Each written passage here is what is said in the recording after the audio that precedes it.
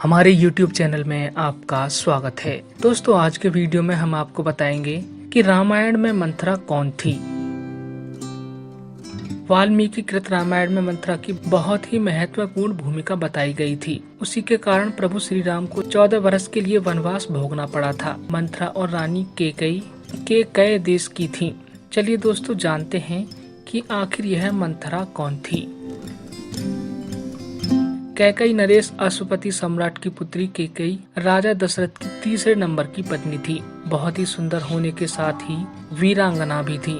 संभवतः इसलिए वह राजा दशरथ की प्रिय थी। कहते हैं कि विवाह के समय कैकेयी की दासी मंथरा भी उसके साथ आ गई थी। एक कथा के अनुसार कैकेयी देश के राजा अश्वति का एक भाई था जिसका नाम बृहदस्व था।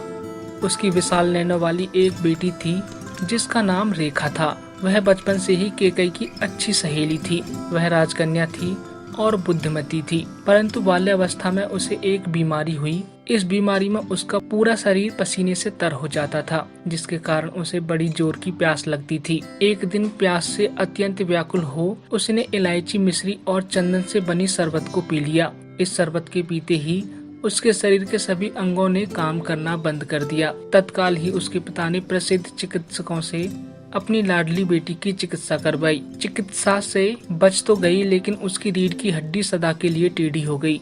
इस कारण से उसका नाम मंथरा पड़ गया। उसके इस शरीर दुर्गुण के कारण वह आजीवन अविवाहित रही।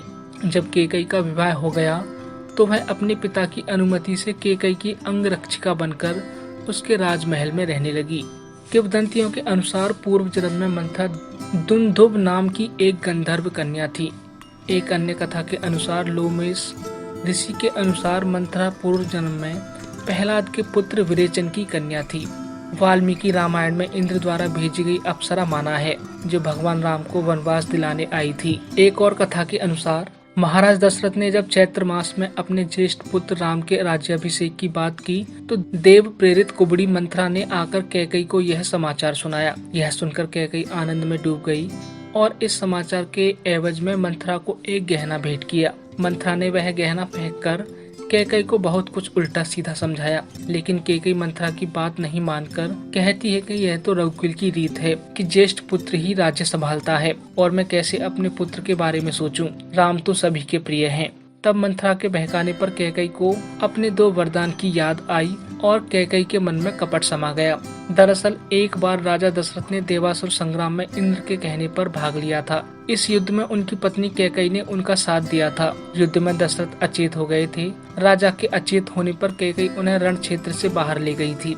अतः प्रसन्न होकर दशरथ ने 2 वरदान देने का वादा किया था। तब कैकेयी ने कहा था कि मैं वक्त आने पर मांगूंगी। बाद में मंथरा के कान भरने पर कैकेयी ने मंथरा के कहने पर कोप भवन में जाकर राजा दशरथ को अपने 2 वरदानों की याद दिलाई। राजा दशरथ ने कहा कि मांग लो वरदान। तब कैकेयी ने अपने वरदान के रूप में राम को वनवास और भरत के लिए राज्य मांग लिया। यह वरदान सुनकर राजा दशरथ भीतर से टूट गए। तो दोस्तों, आज की वीडियो में बस इतना ही। ऐसी ही और महत्वपूर्ण जानकारियों के लिए लाइक, सब्सक्राइब और शेयर करना न भूलें हमारा ये चैनल।